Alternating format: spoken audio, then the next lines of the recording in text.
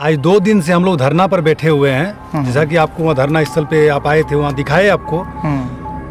उसके 2 दिन धरना के बैठने के बाद भी कंपनी से हम लोगों को कोई आश्वासन या कोई पदाधिकारी आकर के हम लोग से बातचीत नहीं किया है। अभी आपको हम यहाँ पे लाए हैं भैया, ये चेंबर दिखाने के लिए। अच्छा। इस तरह का कई चेंबर हमारे मोहाल पूर्वी में जगह जगह बना हुआ है, सब रजौतों की ज़मीन पर। अगर कंपनी कल तक हमसे आके वार्ता नहीं करती है नौकरी के लिए, तो इस चेंबरों को हम लोग तोड़ने का काम करेंगे। अच्छा, ये चेंबर कब बना? ये चेंबर करीब आज 10-12 साल पहले बना हुआ है। और 10-12 साल पहले कंपनी आप लोगों से जमीन ली है? आश्वासन दे रहा है कि आप लोग को नौकरी मिलेगा। लिखित तौर पे कुछ नहीं दिया गया था, कहीं पढ़ा हुआ लिखा हुआ नहीं था। घर का मेरी दादी से रजिस्ट्री किया गया था। इसी तरह हर घर का यही कहानी है। नमस्कार, जोहार। मैं AR बोकारवी ग्रामीण टीवी में आप सबका हम स्वागत करते हैं। अभी जो वीडियो हमने दिखाया, इन लोगों का खास करके जो मोहाल पूर्वी क्षेत्र के लोगों की ज़मीन ली इलेक्ट्रो स्टील ने और उन लोगों को नियोजन नहीं दिया, उन्हीं का गुस्सा, उन्हीं का प्रताप में दिखाने का प्रयास कर रहा था। मोहाल पूर्वी के गोष्ठेश्वर मंदिर, शिव मंदिर जाने के लिए जो कच्ची रास्ता है, वहीं पर ये लोग अनिश्चितकालीन धरना पर बैठे हैं। और भी हम जानेंगे। दादा, आप लोगों की ज़मीन कितने दिन पहले ली और मुआवजा दी कि नहीं दी, नियोजन दी कि नहीं, बताइए। पहले आपका नाम बता दीजिए। मेरा नाम बादल कुमार सिंह है और मैं यहाँ का रैयत हूँ। और कंपनी को हम लोग ज़मीन दिए हैं और कंपनी हमारा ज़मीन अधिग्रहण की थी। आज से 10 वर्ष पहले, वही लगभग 10-12 वर्ष पहले हम लोग सब रैयत कंपनी को अपना ज़मीन दिए थे। मुआवजा मिला? मुआवजा के नाम पर औने पौने दावों पर हम लोग ज़मीन दिए हैं। औने पौने दावों पर दिया, एकदम क्लियर हम बोलेंगे, एकदम रैयत है ना। हम लोग डिगने वाले नियोजन का वादा उस वक्त की? हाँ, उसमें नियोजन का वादा किया गया था कि आप लोग सबको नियोजन मिलेगा। आज हम लोग धरने का कितनी करके, माने एक व्यक्ति के कितनी जमीन गई है? इसमें किसी का 1 एकड़ भी गया है, किसी का 50 डिसमिल भी गया है, किसी का 2 एकड़ भी गया है ना, किसी का 3। जैसे जरूरत पड़ा कंपनी को, उस आधार पर जमीन लिया गया है, भुला फुसला के लिया गया है। भुला फुसला? हाँ। आप लोग जमीन किसी दलाल को दिए कि कंपनी को? हम लोग कंपनी को दिए हैं। हम लोग कंपनी से वार्ता की थी, कंपनी बोली थी कि आप लोग नियोजन मिलेगा, आप लोग पलायन नहीं करना पड़ेगा, बेंगलोर नहीं जाना पड़ेगा, दिल्ली नहीं जाना पड़ेगा। लेकिन हम लोग मजबूरी में आज ये अनशन पर बैठे हैं। आप देख सकते हैं आज जिस प्रकार का जुड़ाव हम रैयतों का हो रहा है, कंपनी का ईंट से ईंट बजा देंगे। कंपनी का 8 से 8 बजा देंगे। बहुत बड़ी बात है और ये प्रताप है, समझ सकते हैं कि बेशकीमती ज़मीन कंपनी लेती है और इस तरह के लोगों को मुआवजा नहीं देती है।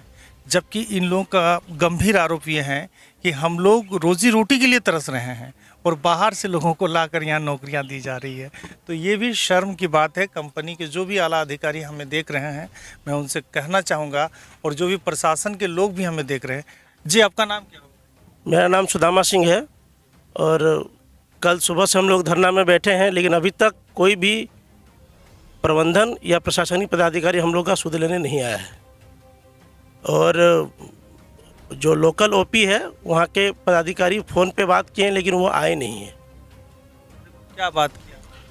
वो पूछ रहे थे क्या है क्या नहीं, और हम लोग को बुला रहे थे वार्ता करने के लिए, लेकिन वो यहाँ खुद नहीं आए। मतलब यहाँ समझ सकते हैं कि जो बगल में ऑफिस है, वहाँ के पुलिस जो है कि इन लोगों को बुला रही है, बट किस लिए बुला रही है? वार्ता के लिए बुला रही है कि क्या के लिए बुला रही है, लेकिन यहाँ पर तक नहीं पहुँची है। अच्छा दादा, एक बात और हम जानना चाह रहे हैं कि कंपनी से आप लोग मिले, तमाम यहाँ पे धरना पे बैठे हैं, सारे अधिकारी को आप लोगों ने बाय लेटर सूचित किया है, लेकिन कंपनी से जब आप लोग मिले तो कंपनी वाले कुछ कदम उठाएं कि? कंपनी को अपना नियोजन के लिए पेपर दिए हुए, अभी तक हम लोग को खाली आश्वासन दे रहे हैं। अभी तक खाली आश्वासन दिए हैं, आज तक हम लोग को न नियोजन मिला है। इसीलिए हम लोग तो अपना धरना में बैठे हुए हैं। ग्रीवांस नंबर वगैरह? ग्रीवांस नंबर मिला है, उसके अनुरूप आप लोग का ज्वाइनिंग नहीं हो रहा है। मेरा नाम मनोज कुमार सिंह है।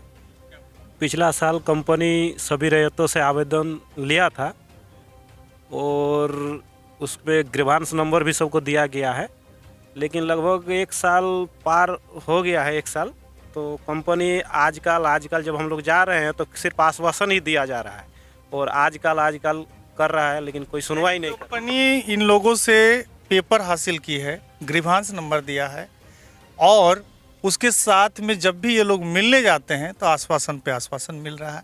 अच्छा बताइए, इस क्षेत्र में एक जनप्रतिनिधि भी होता है जिसको हम लोग विधायक कहते हैं, सांसद कहते हैं, और ये छोटा मोटा मुद्दा भी नहीं है, बहुत बड़ा मुद्दा है, रोजी रोटी का सवाल है। और एक नहीं, कम से कम हमको लगता है कि हज़ारों लोगों की ये साथ समस्या है।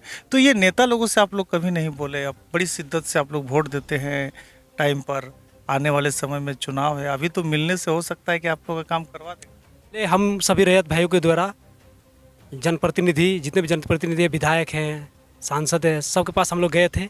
सबके द्वारा आश्वासन दिया गया, लेकिन कोई ठोस कार्रवाई नहीं किया गया। किसी ने कंपनी से मिलकर इस समस्या का समाधान के लिए पहल नहीं? इस समस्या का समाधान के लिए किसी भी तरह का कोई कार्रवाई नहीं की गई है किसी भी जनप्रतिनिधि के द्वारा, जबकि हम सबके पास हम लोग गए थे, ये मुद्दा उठाए हैं। इस क्षेत्र में बेरोजगारी भर भर कर है, लोग पलायन करके अन्य राज्य रोजी रोटी के लिए जाते हैं। सरकार एक तरफ कानून बनाती है कि जो भी सरकारी हो या निजी कंपनियां चल रही है वहाँ 75% लोकल लोग की मतलब नियोजन होनी चाहिए, उनको नौकरी मिलनी चाहिए। लेकिन जो जनप्रतिनिधि होते हैं अपने अपने क्षेत्र के, उनको पता नहीं कितनी मोटी रकम मिलती है इन कंपनियों से कि इस तरह के लोगों के दुख दर्द देख नहीं पाते हैं। अच्छा बताइए, ये 75% आप लोग तो मैंने कहा जा सकता है कि आप लोगों की ज़मीन गई है। अरे मैं तो कह रहा हूँ कि जिनकी ज़मीन नहीं गई है, जो इस कंपनी के द्वारा जो धूल डस्ट तमाम चीज़ें उसका शिकार हो रहे हैं, उनको तक रोजी रोटी देने का जो है कि करना चाहिए। सरकार के द्वारा जो नियम बनाया गया था वो बहुत ही अच्छा नियम बनाया गया था, लेकिन कोई भी कंपनी इस नियम को नहीं मानती है।